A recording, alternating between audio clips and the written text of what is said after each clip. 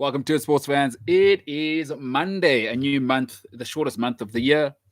After 6 months of January, we are now in the second month of the COVID year of 2020, which is how news people speak. Great to have you with me. I had a great weekend, and I'm really looking forward to this week. Listen, all I care about is Super Bowl this week. Super Bowl, Super Bowl, Super Bowl. And also, I'd like Chelsea to beat Spurs on Thursday, but that's a little what we call in the biz a side plot. That's a side plot. It is a subplot, definitely a second storyline. This week, Patrick Mahomes, my guy, takes on the GOAT, Tom Brady. That is what I'm about this week. Super Bowl 55. Cannot wait for that.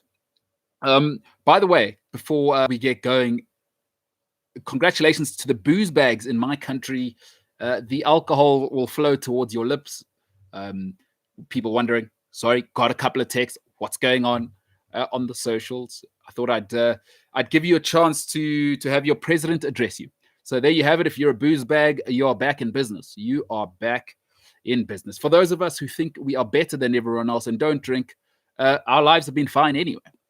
So well done, booze bags. The president has allowed alcohol to be solved.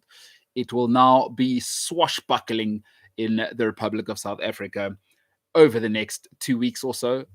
People will celebrate and they'll break out, as the kids say. They're going to break out and while out.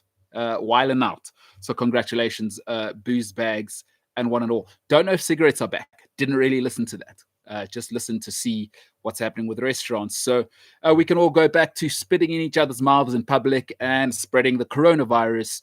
That should be fun. Should be a fun couple of weeks. We are back. But booze bags, I would say congratulations to you mostly. Back in action. Great. You can go and socialize again and throw alcohol towards the face. So South Africa, I think I could actually, sitting by myself here, I could hear a sigh of relief from the country as the president kind of announced that news. All right. Well, what we do is talk about sport. I don't know anything about that. Politics. It's all happening that side. But here it's all about sport. And because I'm such a, I'm the most humble person I know. I often tell people this. I'm the most humble person I know. So every Monday, I'll come out. I'll tell you where I was right or where I was wrong in the spirit of legitimacy, in the spirit of being legitimate. So today, I'll tell you where I was right or where I was wrong. We'll start with that. And then I'll tell you where I think Tottenham Hotspur have a situation on their hands, and it is real. It is real. So we'll get into that. By the way, before we get into it, where I was right, where I was wrong, we'll start off there.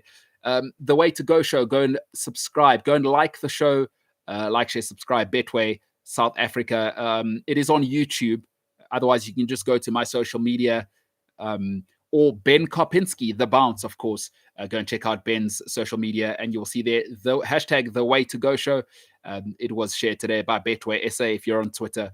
Otherwise, Betway South Africa. Otherwise, we are Cliff Central Sport on all social media platforms. Otherwise, I am Mike Kilo Tango. That is MKT Inspires on all social media.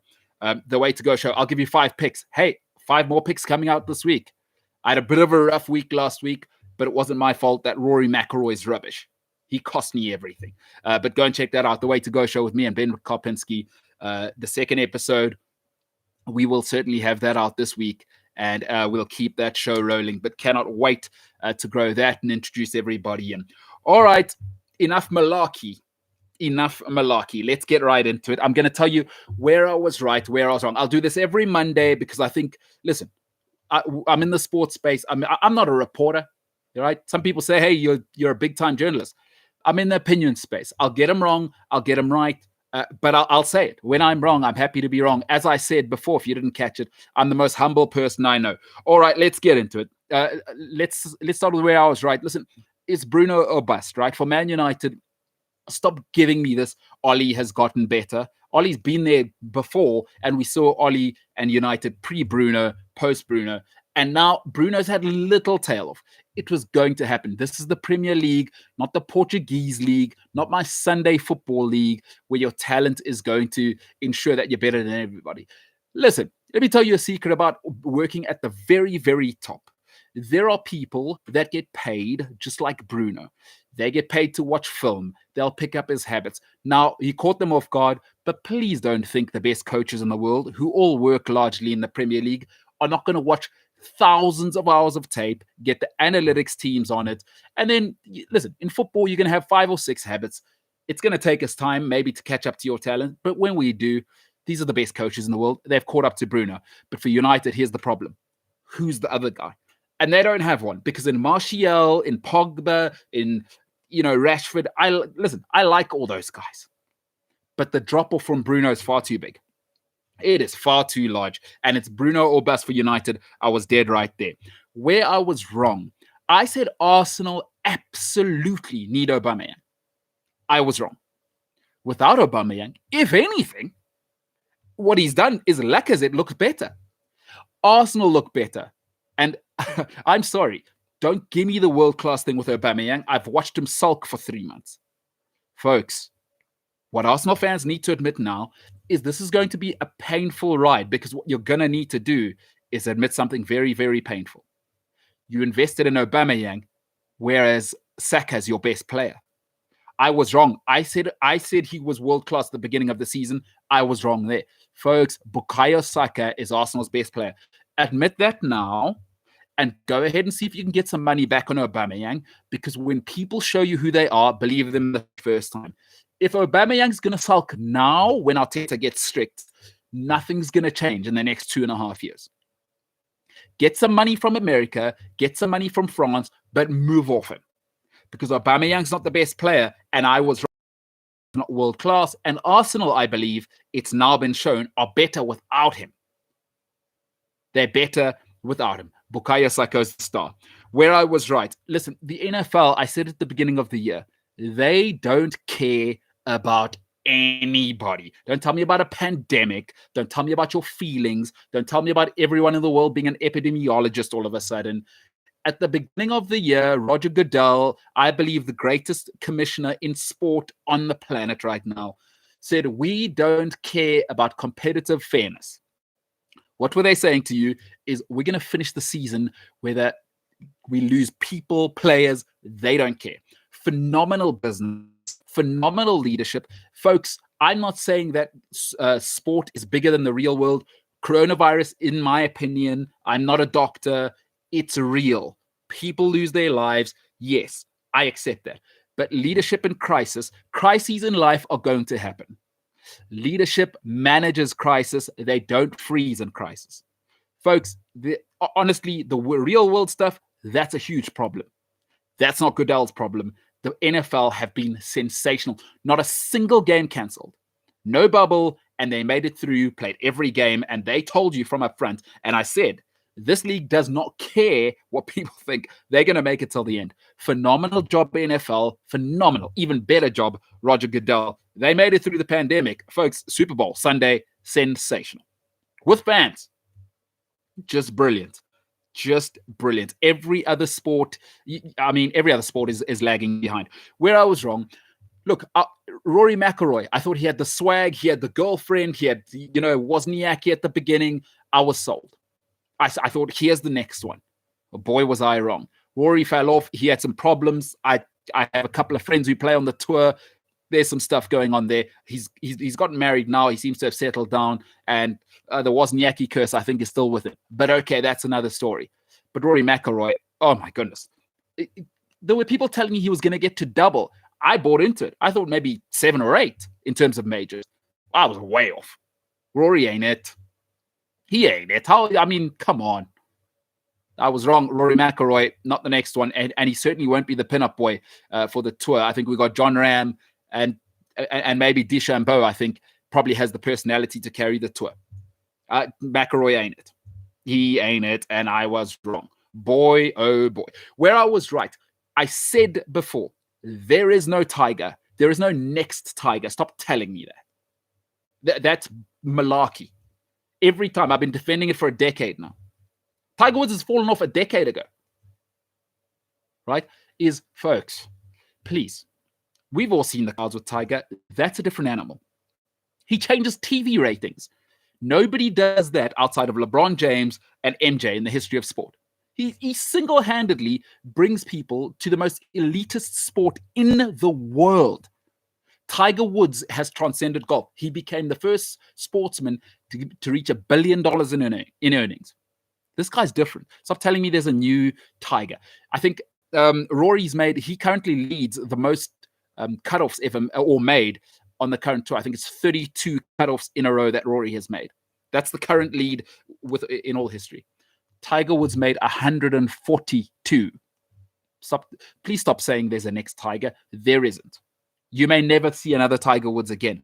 I know people say that all the time, but in this case, it's going to be difficult to get somebody to, at the age of 4, start preparing to win. It just can't happen, because you need a father like Aldrich. Aldrich had a father who, I mean, you've seen the documentary. If you haven't seen it, HBO, I think it's on Showmax. If you're in Africa, go and take a look. There is no next Tiger Woods. I was dead right. I've said it for the last decade. Stop it. 142 cuts that he made in a row. 32, and everybody's going, Rory's unstoppable. Where I was wrong, I thought the Bulls would trample the Sharks. Oh, and especially I thought with the weather.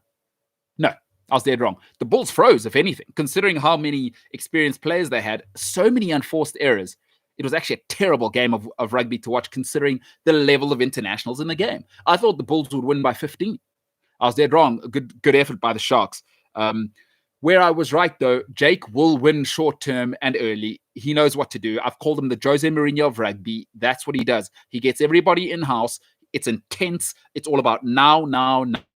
Experienced players kick out the youngsters. He doesn't care. I want to win. I'm Jake White. It's about me. And fair enough to him. The Bulls have done it again. Congratulations to the Bulls. I was right. Short term, Jake White will win. And the Bulls, again, sort of reinforcing their state as the greatest franchise in South Africa. It kills me as a Lions fan, but the Bulls are the Bulls. And when the Bulls are good, Bok Rugby is good. So let the good times roll. Where I was wrong, Kerwin Bosch is becoming a big boy. Listen, I used to say my problem with Kerwin Bosch is that he couldn't defend anything. He's a revolving door. He's a big boy now. And he's got the big boy boot, and he's kicking under pressure, and he's delivering from almost 60 meters out. I was wrong on that. Kerwin Bosch has proved me wrong. And this guy, I think, could become our next sort of Lambie utility guy, 10, 15. I still don't believe he should be a starting 10 or 15. Shouldn't be considered for that. But with that boot in a test match, could you imagine in England, in France, Northern Hemisphere conditions, right? Rain, anywhere with rain, you bring him on in the last 15 minutes because he's a bit of an X factor with ball in hand as well. He can distribute. But what he'll do is that 55, 60 meters punish. And in test matches, we know how close it can get. I was wrong, Kerwin Bosch. He's a big boy. Where I was right, Sbu Nkosi ain't it. And I tell you what I like about Sbu is with ball in hand, it's not enough, though. Even Brian Habana realized that midway through his career. It's not enough just to be a finisher and be a speed merchant. And by the way, that try was sensational.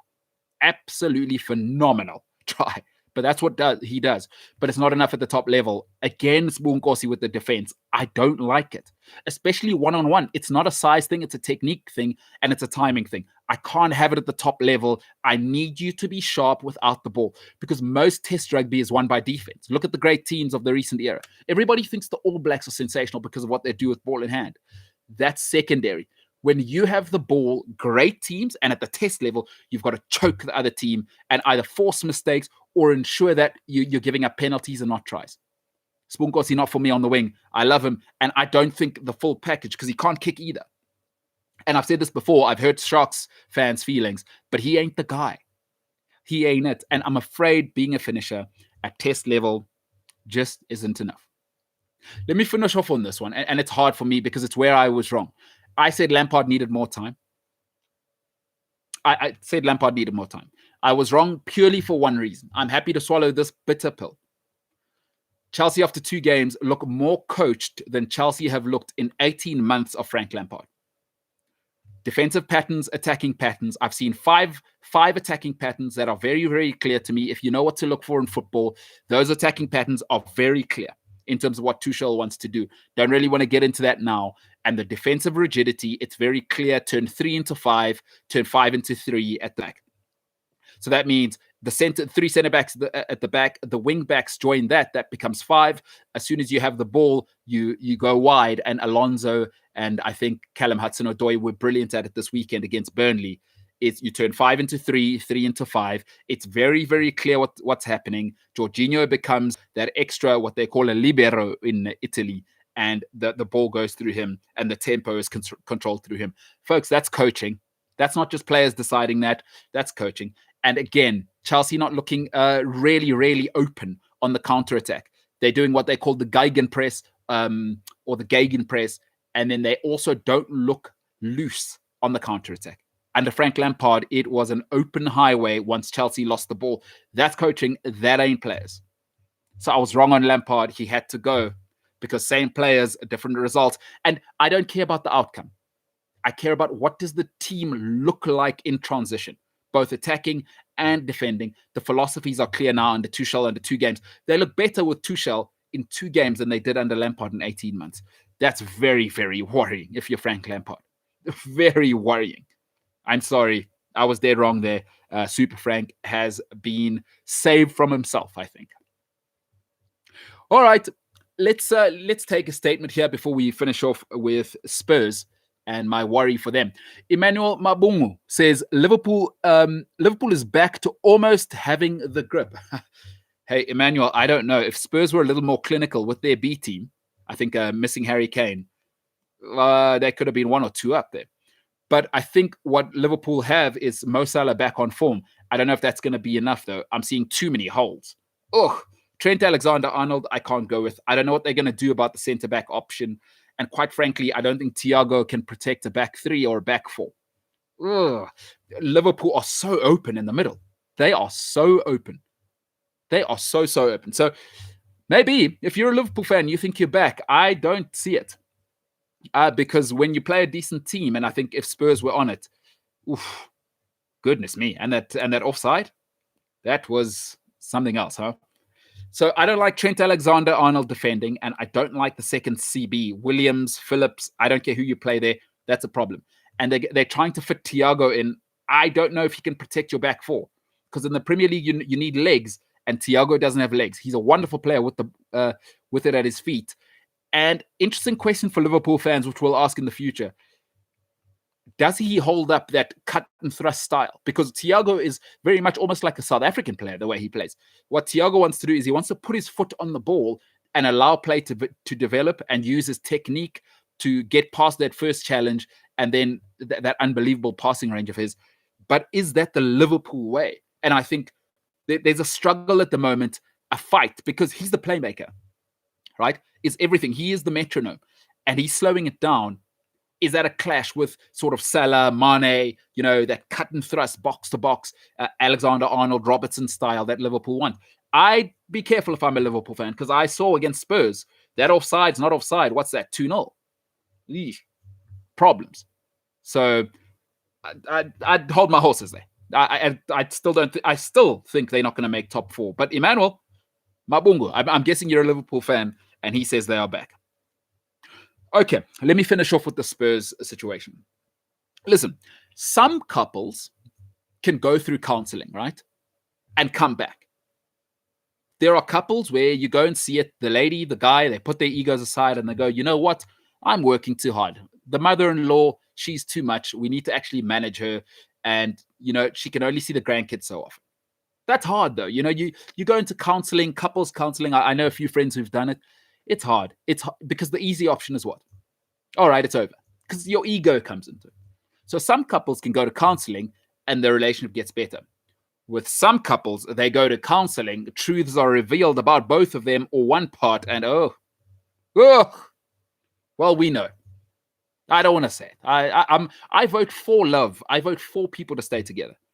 But we know some couples, after counseling, you might as well pack your bags in. Some couples can stay together. For some couples, it's a death sentence, a coup de grace, if you will. Folks, Jose Mourinho has never lost the dressing room and then actually got it back. It's never happened. And I love Jose Mourinho. I'm a Chelsea and Inter Milan fan. So I love Jose Mourinho and a Real Madrid fan. So I really love Jose Mourinho. But there are some truths that must be faced. Jose Mourinho in his history, and people are not what they say, they are what they do. Jose's never got the dressing room back. Folks, there's no quicker way as a manager to lose a dressing room than losing games.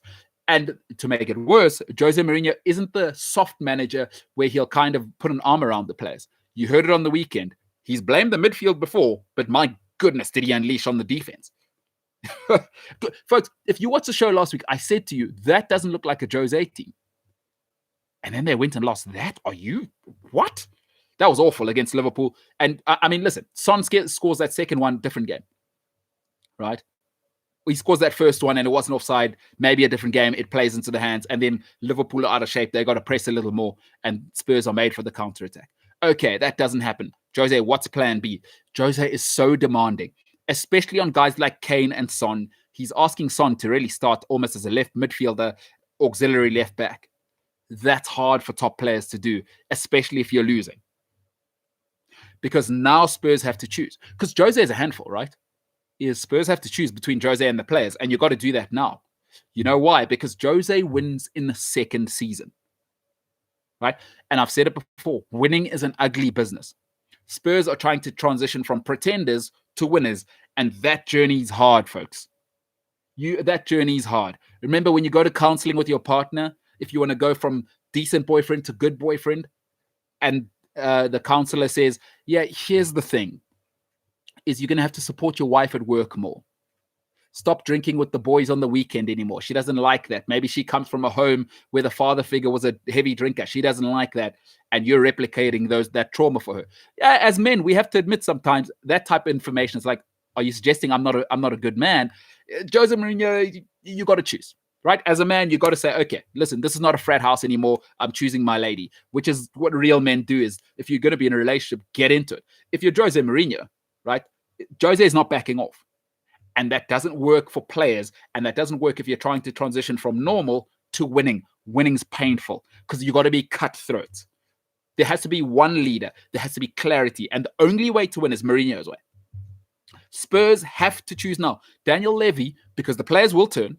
It will happen. You know how I know that? Real Madrid, what happened? The players turned. Chelsea the first time, what happened? The players turned. Inter Milan, after winning the treble, and a league and cup double the next season. What happened? The players turned.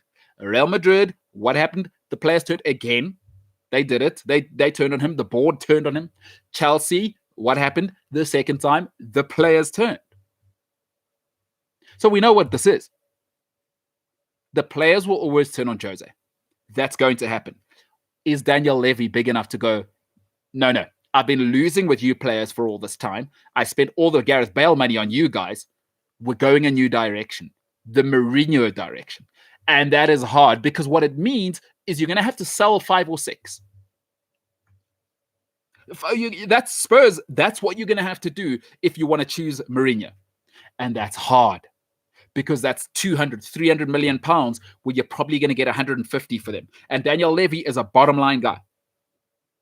Folks, winning's an ugly business. Spurs have a tough choice to make. Because listen, it's hard now. Not only are they losing, Mourinho is demanding. And Mourinho is not coming out in public and saying it was my fault tactically. Because you know what Mourinho will tell you? Excuse me, in the last 15 years, I have 2 trebles. One with Porto. In fact, 3 trebles if you count his Europa League one. But let's count the Champions League ones. One with Porto and one with Inter Milan. And they had never won the Champions League in their lives. After I'd sold Ibrahimovic for Samuel Eto'o, who said everybody said that Eto'o was done. Eto'o came in, and famously Samuel Eto'o said, I don't play left mid for anybody but Jose Mourinho. Mourinho went and won a treble. Mourinho rewrote Chelsea's history, 15 goals conceded in a season. That's what Mourinho says. He says, I'm not the problem. Mourinho will never take the blame because he's got the record. Are Spurs willing to change? And we've all, if we've been in a relationship before, folks, the most difficult thing in life is to change because it hurts. And it's the same in business. If you want to go from startup to operational, functional, profitable business, often the people that started a business are the worst people to grow a business. Is Daniel Levy, is the Spurs board brave enough to say it's the Mourinho way? Let's hand the sporting side of the club to Mourinho while we grow and continue to be, I think, the best run club in Europe. I don't. It's a tough choice because Levy's got a huge ego. Folks, trust me. When he was junior and Lord Alan Sugar owned the club, I was a junior at the club, a young, fresh 18-year-old, and we saw him around. Like everyone knew who Daniel Levy was back then, and he wasn't involved really in an official capacity. That was 2004, going into 2005. We knew who he was. Everybody knew he was destined for the top. But massive ego guy. Brilliant, but massive ego. Mourinho, massive ego. It's going to have to be a showdown. I'm looking forward to it, but if you're a Spurs fan, I'd be worried because the conflict is coming. Fun term for you. It's called the Thucydides trap that's on the way. You can go and look that up. Thucydides trap, famous philosophical term. You can go look that up. I'm not going to bore you with philosophy on this show. But it's coming. The conflict is coming. You heard it here first, because I think Spurs are going to have to choose Mourinho or their old ways. All right, let's finish off with Emmanuel saying this is Jose's last step because after Spurs, no one will want him. He's turning to be a disaster and shame. That's an interesting one, Emmanuel. You know, it's a tough one because there are so few managers who can win. I mean, where do PSG go next? Because I don't think they can go to it. If I'm the Wunderkind right now at Leipzig, I don't see him taking that job because he wants to be taken seriously, right? No, who wants to manage in France? I think Mourinho may be perfect for PSG. Actually, I think that probably is going to be his last job. So is Jose? Would he be a disgrace? I think. Look. You're judging him off the Man United job. Man United failed David Moyes, who's top 5 Premier League managers of all time with what he did at Everton. They failed Louis van Gaal, who is one of the greatest managers to ever live. And they failed Jose Mourinho. So I would hesitate to judge him off the Man United job. This job here is a tricky one. But everywhere Mourinho's been, he's won. He even won at Man United. I mean, he won 2 trophies. Let's not forget, League Cup and Europa League. No one else has won at Man United. They're a mess. So it was a failure probably by Man United and Jose standards. He did win 2 trophies. And Man United's a mess. Like, can we just admit, if you can admit Man United's a mess, you'd have to say Jose winning 2 trophies in 2.5 years is impressive stuff. For me, that's really, really impressive stuff. So I don't want to judge him off the Man United thing because Man United have taken the careers of 3 of the greatest managers of our time and really just slaughtered them in public. So I don't want to start getting into Jose is finished because Man United have ruined his legacy. Now, if Jose gets the Bayern Munich job and he doesn't get to the final of the Champions League within 2 or 3 years, problems. Then I start to say, ooh, that's a problem. But you know, I don't care how talented you are in life. So Emmanuel, I think Emmanuel makes a great point. It's a great discussion point whether Jose is finished or not. I don't believe it, but you know, I like to look at he's won everywhere he's been. But here's my thing: is we've all seen talented people go to horrendous environments. Folks, it's impossible to overcome dysfunction. I don't care how smart you are. I don't care how brilliant you are. You know, I'm a dum-dum. I'm an idiot. And I went to what I think is a nice school. But I see some of my cousins and nieces and nephews who are far smarter than me, better at mathematics, at science, and they don't have the privilege I had. And they go to schools that didn't match mine, and they couldn't overcome it. It is impossible. I don't care how talented you are to transcend institutional chaos. And after Sir Alex, you have to say Man United are a dumpster fire. Van Gaal, Moyes, right? And then Jose. I'm sorry, though. At some stage, I've always said this, Emmanuel. I don't know if you've heard me say this. I will always forgive people this. So I come from a home of divorce. I can talk about this very comfortably with knowledge. I will forgive somebody their first divorce. right? Maybe you got married too young. She wasn't ready. You weren't ready. Blah, blah, blah. I will forgive you your second divorce. Maybe you marry a lady, she had kids and she had baggage from a previous relationship, and you've got baggage from your previous relationship. You weren't ready, you rushed into a second marriage, and that's just, relationships are hard. I will not forgive you your third one. That's a you problem. Your third divorce is a you problem, folks. I'll forgive you two, not third. Man United, I'll forgive you on David Moyes. We made a mistake. We thought we'd replace Fergie with a look-alike, sound-alike. We thought maybe we'd cryogenically frozen Fergie. I'll forgive you that one. We all make mistakes. Businesses make mistakes. I'll forgive you Louis van Gaal. He was old, outdated, blah, blah, blah. Give me all of your excuses. I will not forgive you the third time with Jose Mourinho. That's a Man United problem. 3 managers in a row? That's an institutional problem. That's not just the managers.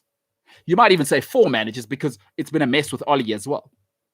I mean, Ollie's not a great manager, but it's just been shown. Again, in the Europa League, that's a problem, right? Investing money in people like Maguire, probably could have got 2 centre-backs. Paul Pogba, the wrong investment for a club looking to restabilize. You didn't need a superstar. You needed to build a core and a culture. You could have probably spent on 3 or 4, right? That's clear now. Those are institutional errors that have happened over the last 8 years. This is going to be the 8th season Man United haven't come close to the Premier League. Folks, that's an institutional problem. I don't think that's a Mourinho thing. Whilst I hear you, Emmanuel, I'd be hesitant. I'm rather hesitant to say Mourinho's finished and dead in the water.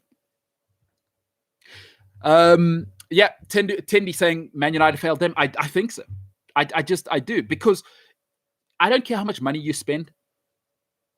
Folks, if I'm an investment banker and I go and work at a bank where we're caught for corruption and the computer and the printer doesn't work, but I come from Harvard, I don't care how smart you are.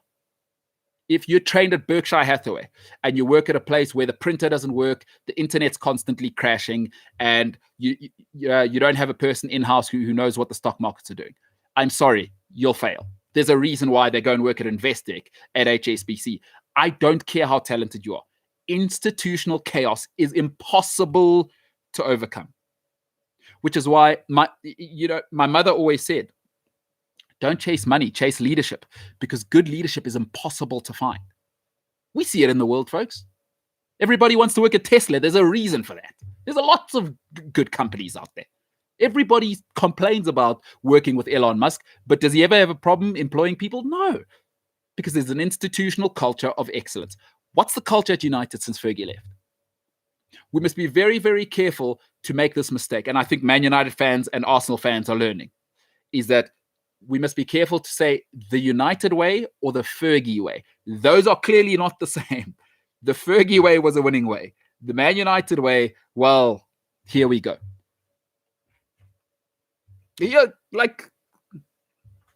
and we'll finish off with Tendugai Manase saying, weren't Mourinho's tactics outdated as well at United? Just like Van Gaal, I agree that the institution is also the problem, but maybe one of the main problems was hiring the wrong people.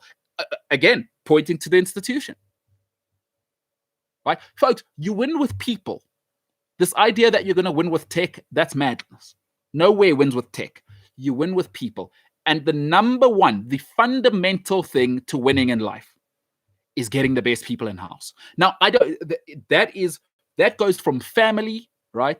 Choosing the correct wife is a winning move in life.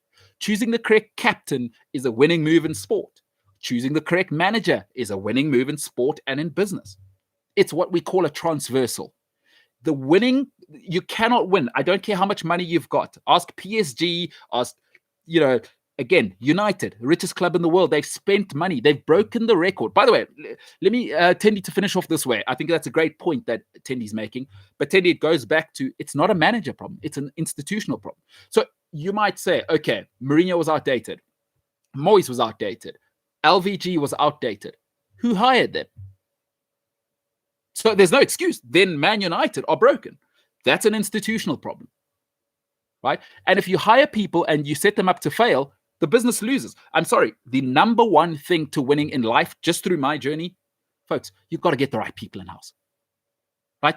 Get the right people. What you need is HR. It's why these great HR managers sometimes are better paid than CEOs, because ultimately you win with people, talent, right, and culture. You combine those two, right? Because what you have to do is you got to get people in house who have talent and character, and that second one is almost impossible to do unless you've got HR people who understand those tests that you put people through, right? Is finding talent is easy because you can just go to Harvard and Oxford and UCT.